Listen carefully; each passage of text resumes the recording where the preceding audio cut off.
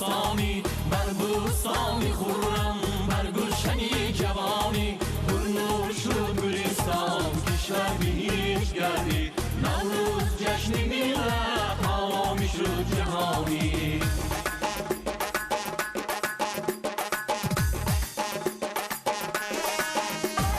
خوشتنی شد آهنگم خوش نوا سرودی ماست جنت همه بینی شیوه درودی ماست از که دور استقلال عهد بهترین باشد دولت جهانی در هستی وجودی ماست شادمان گوی ما خوش آمدی پیشوا شادمان گوی ما خوش آمدی پیشوا شادی خود و کلام بهر خودومی پیشوا وقت و خوشبختی و هر یک نسل انسان آمده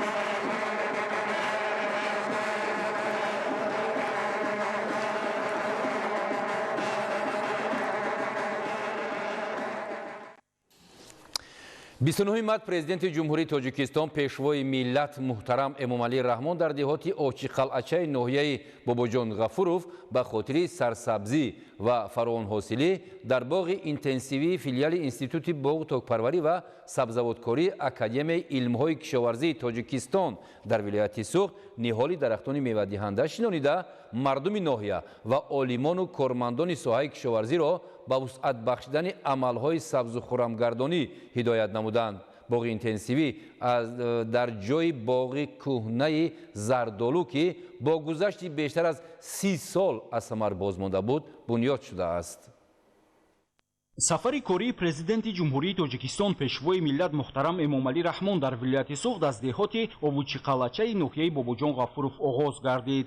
در دهات اوبوچی قلعچه سرور دولت به خاطر سرسبزی و فراوان حاصلی در باغ اینتنسیوی فیلیال انستیتوت باغ تاکپروری و سبزوادکاری اکادمی علم‌های کشاورزی تاجیکستان در ولایت سوخت نهالی درختان میوه دهنده شنانیده مردم ناحیه و عالمان و کارمندان ساحه کشاورزی را به وسعت بخشیدن عملهای سبز و خرمگردانی هدایت نمودند. боғи интенсивӣ дар маҷмӯъ 20 гектарро ташкил дода асосан дар ҷои боғоти кӯҳнаи зардолу ки бо гузашти бештар аз 30 сол аз самар боз монда буд бунёд карда шуд. аз ин нишондиҳанда 10 гектарро боғи себу гелос, 10 гектари дигарро боғи шафтолу ташкил медиҳад. дар боғи нав бо мақсади таъмини сабзиши ниҳоли дарахтон обмонии қатрагӣ ба роҳ монда шудааст. зимни суҳбат бо олимону хоҷагидорон ва дигар кормандони соҳаи кишоварзӣ таъкид гардид ки ҳангоми бунёди боғот ба дурустии интихоби мавзеъ барои парвариши ниҳол ва зиёд намудани масоҳати боғоти ҳосилаш ба содирот нигаронида шуда таваҷҷӯҳи бештар зоҳир карда шавад. طبق معلومات فیلیال دارای 564 گکتار زمین کشاورزی بوده، نزدیک 400 گکتار باغ و زیاده از 80 گکتار تاکزار محصول کاری چندین ساله عالمان این مؤسسه علمی می باشد. عالمان و کارمندان فیلیال انستیتوت باغ و تاکپروری و سبزوادکاری اکادمی علم‌های کشاورزی تاجیکستان در ولایت سوخت سال 2014 نیز در مساحت 4 گکتار باغ اینتنسیوی بنیاد کرده بودند. باقی مانده باغ و تاکزاری انعنوی بوده، جهتی در استحصال تطبیق نمودن دستاوردهای علمی و تجربه پیشقدم نتیجه‌ها نظر رسند. بنا به تاکید عالمان باغ‌های اینتنسیوی نظر به باغ‌های انعنوی از لحاظ اقتصادی بیشتر منفعت آور بوده، در مملکت سال‌هاست که تجربه شده است و در ظرف 3-4 سال به حاصل می‌درآیند.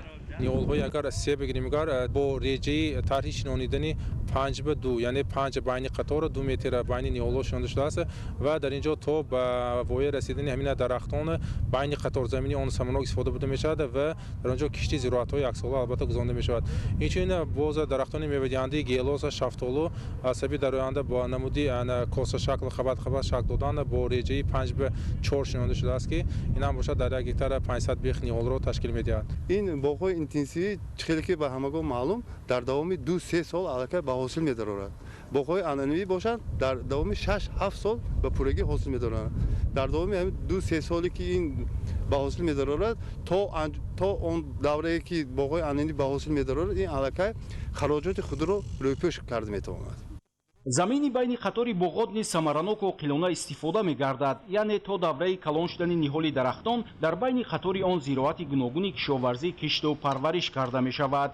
дар соли аввал олимони филиали институти боғу токпарварӣ ва сабзаводкории академияи илмҳои кишоварзии тоҷикистон дар вилояти Суғд дар байни қатори боғоти нави интенсивӣ дар масоҳати 6 гектар пиёз, 4 гектар сабзӣ ва зери плёнка 2 гектар полезӣ аз ҷумла тарбуз кишт намуданд. ҳамзамон дар масоҳати хурд барои таҷриба пиёзи анзур парвариш карда мешавад. барои гирифтани тухмии сабзӣ ва помидори серҳосил низ қитъаҳои алоҳии зироат шудааст. давраи кишт то ҷамъоварии хусусиятҳои зироатро омӯхта мешавад. байни қатор باغ‌ها ما ثمرناک استفاده برده میتوانیم، یعنی کشتی زراعت‌های پالزی و سبزیجات رو تا به انجام رساندن دوره همین نشنامی همین درخت‌های میوه دهنده ما یعنی 20-25 سال باشد ما همین 20-25 سال همین ثمرناک بین قطارش استفاده برده میتوانیم.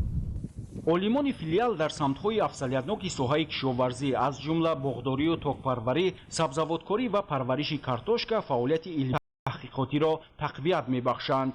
иттилоъ дода шуд ки то ин муддат филиали институти боғу токпарварӣ ва сабзаводкории академияи илмҳои кишоварзии тоҷикистон дар вилояти Суғд барои офаридани 8 навъи зардолу, 1 навъи сабзӣ ва 1 навъи ангур соҳиби 12 шаҳодатномаи муаллифӣ шудааст.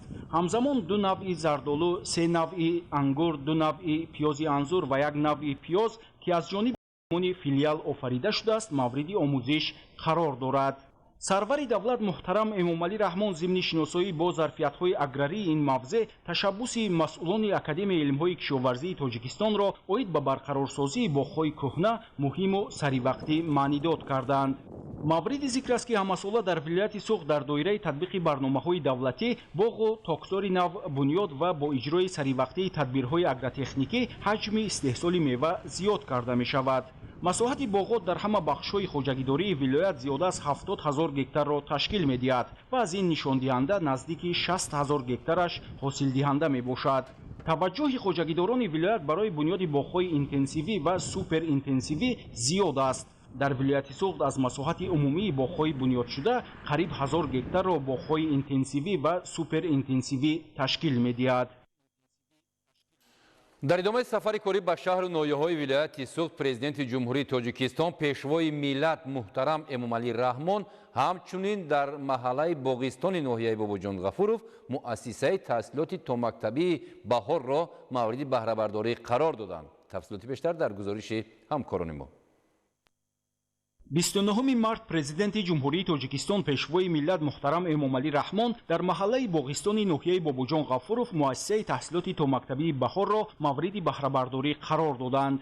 бинои кӯдакистони Баҳор барои таълиму тарбияи 200 нафар пешбинӣ гардида аз ҷониби Академияи илмҳои кишоварзии Тоҷикистон бо харҷи 4,7 миллион сомонӣ сохта ба истифода дода шуд. ин тадбири муҳим дар заминаи дастуру супоришҳои сарвари давлат муҳтарам Эмомалӣ Раҳмон оид ба фарогирии бештари кӯдакон ба муассисаҳои таҳсилоти томактабӣ амалӣ гардид. кӯдакистони Баҳор дар маҳаллаи Боғистони ноҳияи Бобоҷон Ғафуров нахустин муассисаи томактабӣ маҳсуб меёбад. иншоот аз ду ошиёна иборат буда дорои ҳуҷраҳои алоҳидаи хоб, машғулиятгузаронӣ, ошхона ва нуқтаҳои тиббӣ мебошад. зимни шиносоӣ маълум гардид ки дар муассисаи таҳсилоти томактабии Баҳор дар 6 гурӯҳ имконияти мусоид барои таълиму тарбияи кӯдакон муҳайё буда барои бозиву фароғат низ шароити зарурӣ фароҳам оварда шудааст. اساسگزاری صلح و وحدت ملی پیشوای ملت محترم امامعلی رحمان سپارش داده بودند در هر محله که 100 عائله زندگی میکند کودکستان ساخته داده شود. امروز باعث خرسندی است که در جماعت دهات آچقلچه محله باغستان یک کودکستان زمانوی با همه شرایطهایش ساخته و استفاده داده شد. بنیاد کودکستان غمخواری رهبری دولت به نسل نورس است. ما مربیان کوشش به خرج میدیم که کودکان را در روحی میهن پرستی و تندرستی و خویشتنشناسی تربیت نماییم. дар муассисаи томактабӣ барои ба таълиму тарбия фаро гирифтани кӯдакони аз 2 то 7 сола таърихи озмон 30 нафар мураббия ва парастори бо таҷрибаю соҳибмаълумот ҷалб карда шуда таҳсил бо забонҳои тоҷикӣ, русӣ ва англисӣ сурат мегирад. сарвари давлат муҳтарам Эмомалӣ Раҳмон зимни шиносоӣ аз шароиту имконоти мавҷудаи ҳуҷраҳои машғулиятгузаронии барҳаво, хобгоҳ ва толору ҳуҷраҳои корӣ ҷиҳати дар рӯҳияи хештаншиносӣ тарбия намудани насли ояндасози кишвар дар шароити мусоид, беҳтар сохтани сатҳу сифати таълиму тарбия дар муассисаҳои таҳсилоти томактабӣ, инкишофи зеҳнии кӯдакон, забондонӣ ва дигар самтҳои муҳиму мавриди таваҷҷӯҳ ба масъулон дастуру супоришҳои мушаххас доданд. воқеан дар маҳаллаи Боғистон кӯдакистони замонавӣ вуҷуд надошт. бо ташаббуси асосгузори сулҳу ваҳдати миллӣ пешвои муаззами миллат муҳтарам Эмомалӣ Раҳмон дар маҳаллаи Боғистон кӯдакистони зебою замонавӣ ба истифода дода шуд ки ин боиси ифтихор ва сарфарозии ҳамаи сокинони ин маҳалла мебошад. шароити ба вуҷуд омада имконият медиҳад ки кӯдакон ҳамаҷониба дар ин кӯдакистон тарбият гиранд. таваҷҷӯҳи доимии президенти ҷумҳурии тоҷикистон муҳтарам Эмомалӣ Раҳмон ба таълиму тарбияи кӯдакону наврасон боис гардид ки дар тамоми гӯшаву канори мамлакат садҳо кӯдакистони нав сохта мавриди истифода қарор дода шавад. айни замон дар ноҳияи Бобоҷон Ғафуров 40 муассисаи таҳсилоти томактабӣ амал менамояд ва фарогирии кӯдакон ба ин зинаи таҳсилот бе назардошти марказҳои инкишофи кӯдак бештар аз 20%-ро ташкил медиҳад. мавриди зикр аст ки дар замони соҳибистиқлолӣ бо маблағгузории ҳукумати мамлакат ва саҳмгузории соҳибкорон дар ноҳия 24 кӯдакистони наву замонавӣ мавриди баҳрабардорӣ қарор гирифта дар муассисаҳои таҳсилоти томактабӣ шароит ва имконияти таълиму тарбия беҳтар гардид. пас аз ифтитоҳи муассисаи таҳсилоти томактабии Баҳор дар маҳаллаи Боғистон, пешвои миллат муҳтарам Эмомалӣ Раҳмон дар ноҳияи Бобоҷон Ғафуров корхонаи истеҳсоли қубуру профилҳои металлии ҷамъияти дорои масъулияти маҳдуди Суғдметаллро мавриди истифода қарор доданд. корхона бо саҳми соҳибкорони Тоҷикистону Узбекистон бунёд шуда баъди пурра ба истифода қарор гирифтан шумораи коргарон то 300 нафар расонида мешавад. шарҳи ҳамкорони мо дар ин хусус.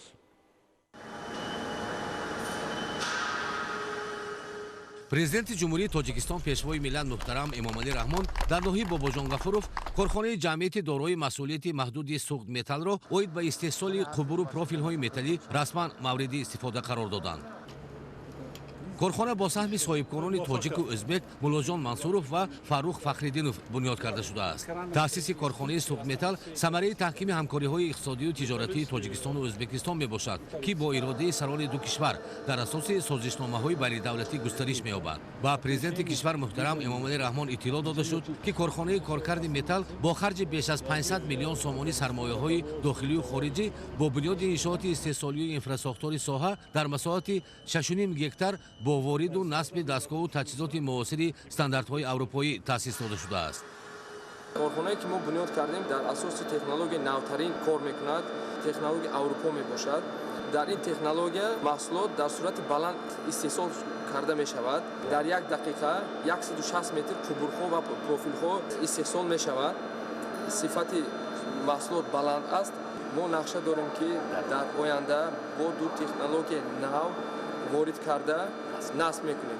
O'zbekiston, Tojikiston Respublikasi tadbirkorlarini ҳамкориҳои соҳибкорони тоҷикистону ӯзбекистон мустаҳкам мегардад. суғметалл чорумин корхона дар тоҷикистон мебошад, ки мо якҷоя таъсис додаем.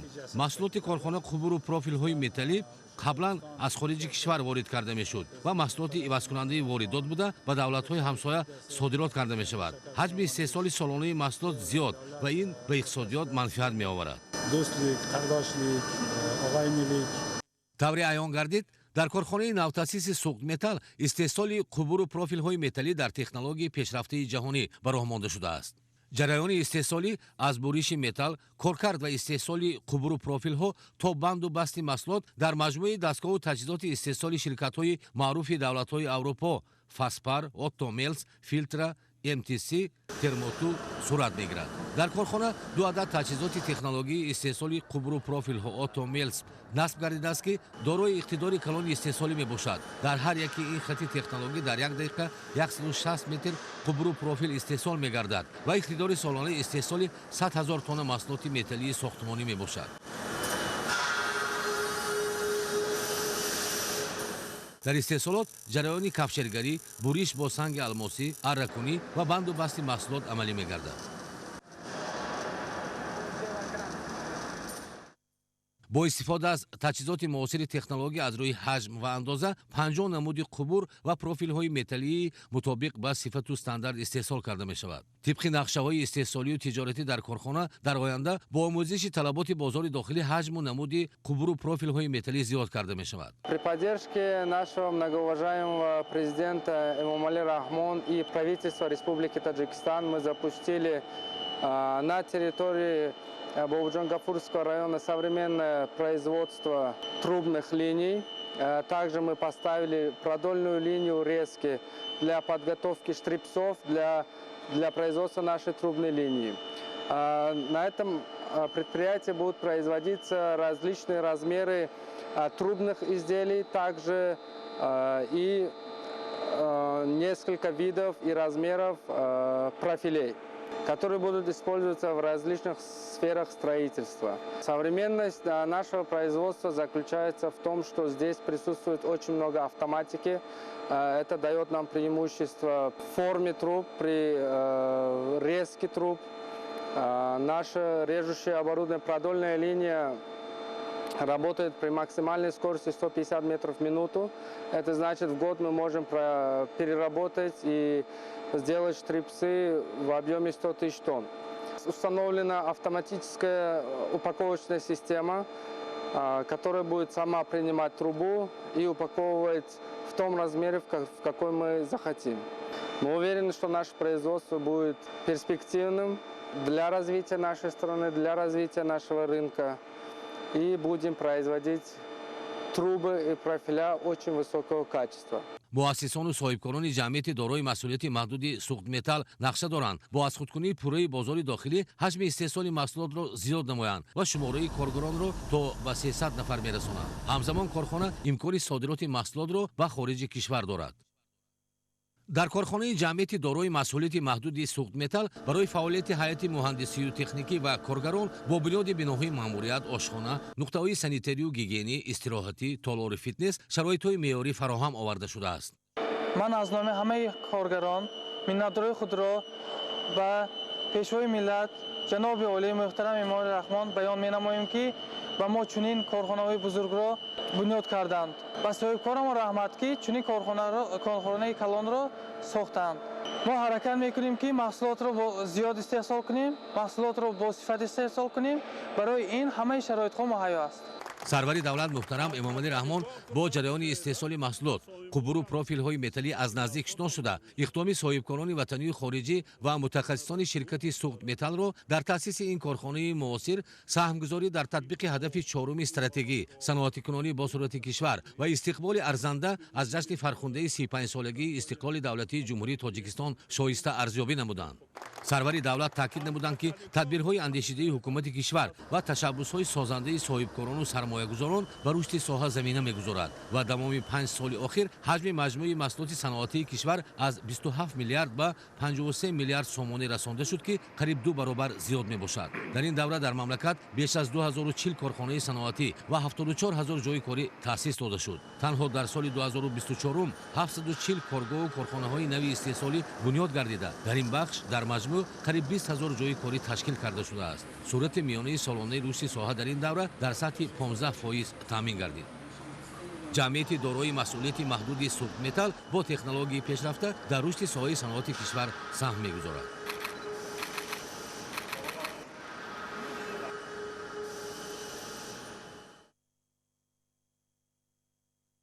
29 март президенти ҷумҳурии Тоҷикистон пешвои миллат муҳтарам Эмомалӣ Раҳмон дар ноҳияи Бобоҷон Ғафуров корхонаи истеҳсоли равғани ҷамъияти саҳомии пӯшидаи Зуҳалро мавриди баҳрабардорӣ қарор дода, бо шароити кории он шинос шуданд. дар ин корхона 40 сокини маҳаллӣ бо кор таъмин гардиданд. гузориш дар ин хусус. 29 март президенти ҷумҳурии Тоҷикистон пешвои миллат муҳтарам Эмомалӣ Раҳмон дар ноҳияи Бобоҷон Ғафуров ба фаъолияти корхонаи истеҳсоли равғани ҷамъияти саҳомии пӯшидаи Зуҳал оғоз бахшиданд. иншоот дар доираи татбиқи ҳадафи чоруми миллии саноатикунонӣ бо сурати мамлакат бунёд гардида, иқтидори лоиҳавии он дар як шабонарӯз 40 тонна равғани растанӣ мебошад. дар корхона 40 сокини маҳаллӣ бо кор ва маоши хуб таъмин гардид. раҳмат ба пешвои миллат муҳтарам Эмомалӣ Раҳмон ки соҳибкорони ватаниро дастгирӣ мекунанд ва мо замҳои хонишин дар чунин корхонаҳои саноатӣ фаъолият мебарем ва сатҳи зиндагии худро беҳтар месозем. хатти истеҳсолӣ аз дегҳои бухорӣ, сехи равғантозакунӣ, омода намудани қуттиҳои пластикӣ ва банду баст иборат буда, маҳсулот дар зарфҳои аз 1 то 5 литра вориди бозори истеъмолӣ мешавад. корхона бо мақсади таъмини талаботи сокинон бо маҳсулоти ватанӣ ва дорои сифати баланд таъсис ёфта. дар он аз рапс, офтобпараст, сиёҳдона ва чигид равған истеҳсол мешавад. ба таъкиди мутахассисони соҳа ба кор оғоз намудани корхона метавонад ҳамчунин ба коҳиши воридоти хӯроки парранда аз хориҷи кишвар мусоидат намояд.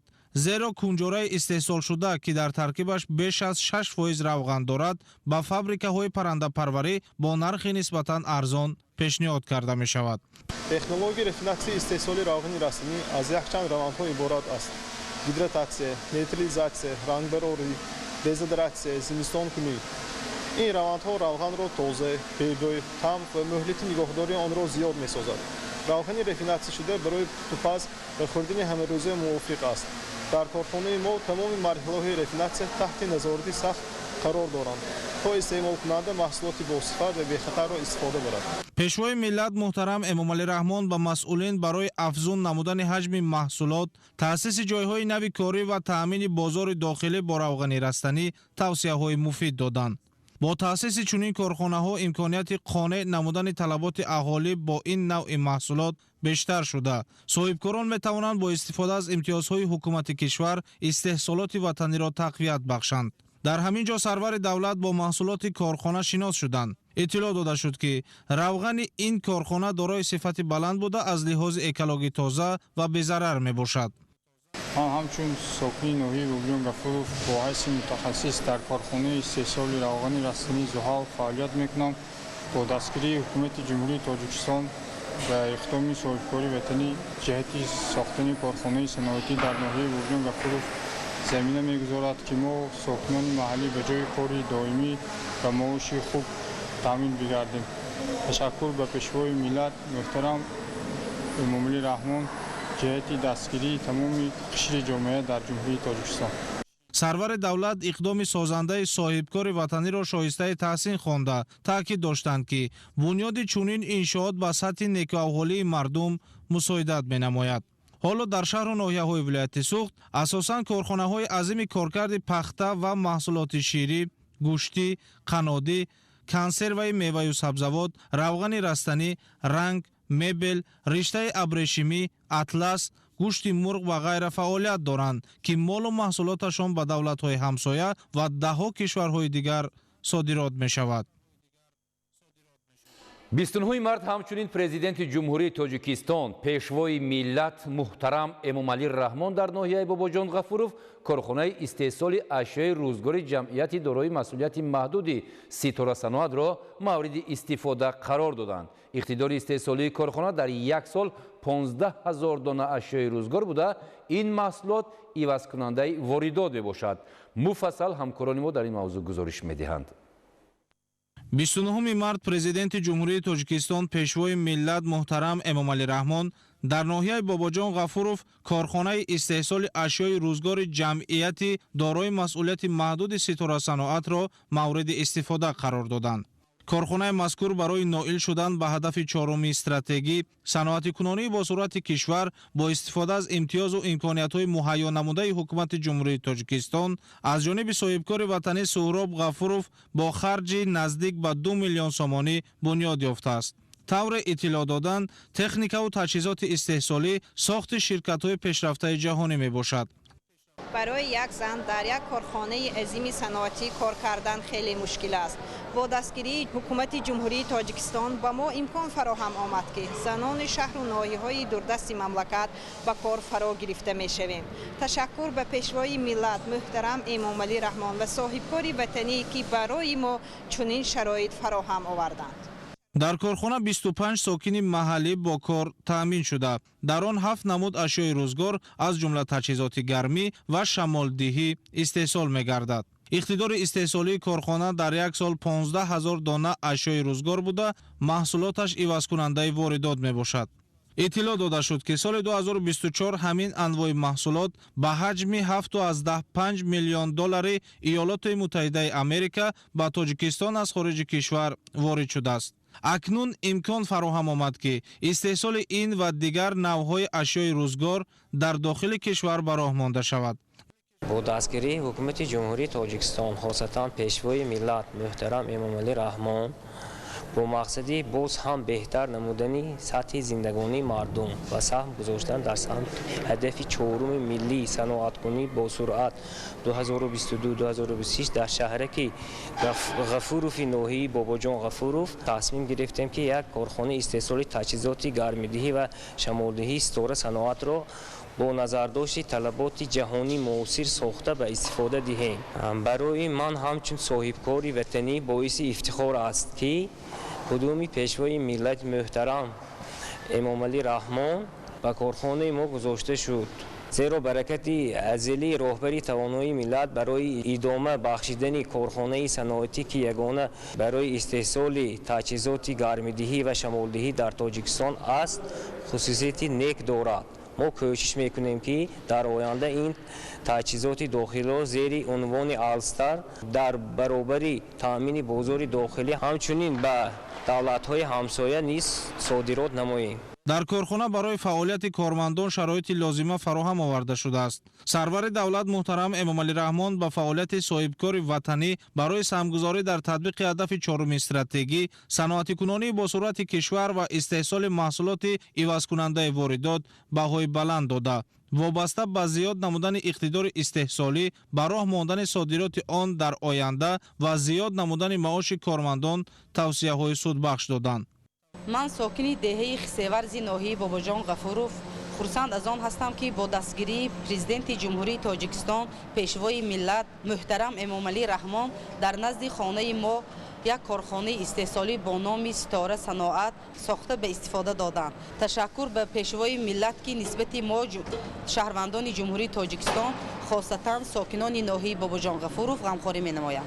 با تأسیس چنین کارخانه‌های صنعتی امکانات مالیوی ساکنان شهرک باباجان غفورов بهتر و خوبتر می‌گردد. ما که زنان خانشین هستیم با به دست آوردن امکانات آمده در این کارخانه ستاره صنعت کار و فعالیت میکنیم و به این وسیله سطح زندگی خود را بهتر میگردانیم.